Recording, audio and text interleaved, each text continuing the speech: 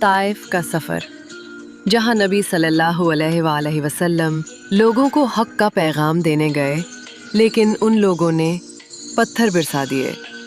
رسول صلی اللہ علیہ وآلہ وسلم کے قدم خون میں ڈوب گئے۔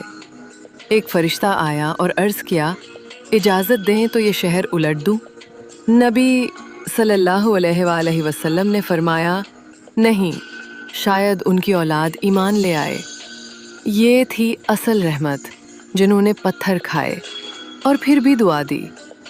یہ ہے اسلام، اور یہ تھا نبی صلی اللہ علیہ وآلہ وسلم کا صبر، جو آج بھی دلوں کو روشن کرتا ہے۔ یہی تو ہے رحمت للعالمین صلی اللہ علیہ وآلہ وسلم کا اصل پیغام۔